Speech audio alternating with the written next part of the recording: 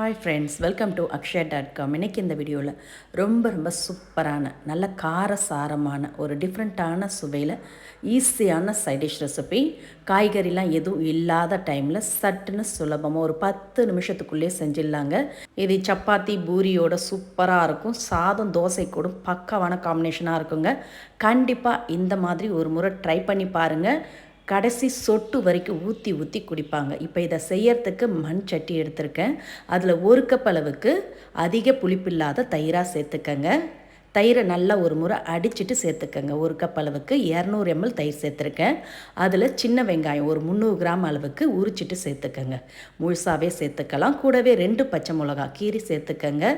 சேர்த்துட்டு இதோட 1 table spoon மிளகாய்த்தூள், கூடவே அரை டீஸ்பூன் அளவுக்கு கரம் மசாலா பொடி, தேவையான அளவு உப்பு. நான் ஒரு அரை டீஸ்பூன் அளவுக்கு உப்பு சேர்த்துருக்கேன்.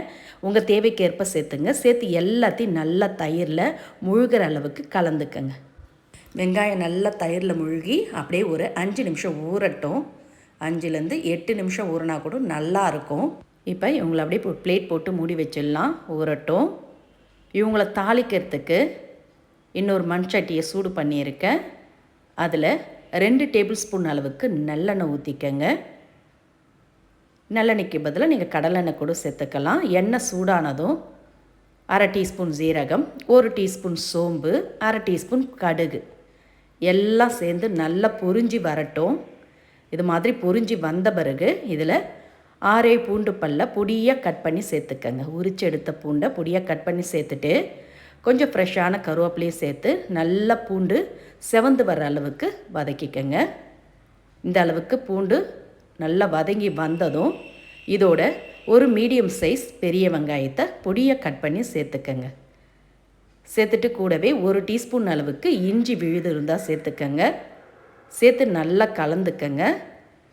கலந்து வெங்காயம் இஞ்சி விழுது சேர்த்துருக்கோம், அதோட பச்சை வாசனை போகிற அளவுக்கு நல்லா கண்ணாடி பதத்துக்கு வெங்காயத்தை வதக்கிக்கங்க.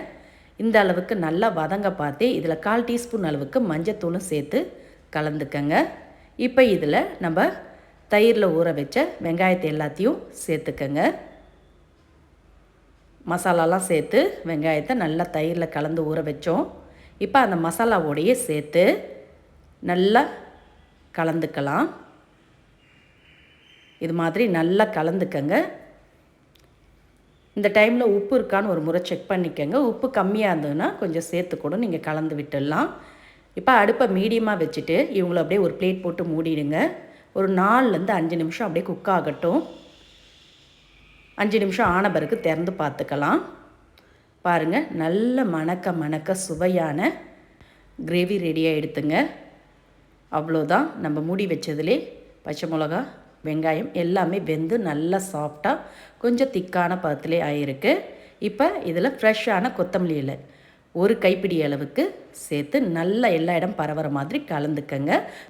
கலந்து அடுப்பை ஆஃப் பண்ணிவிட்டு இதை அப்படியே ஒரு பவுலில் மாற்றி பரிமாறலாம்.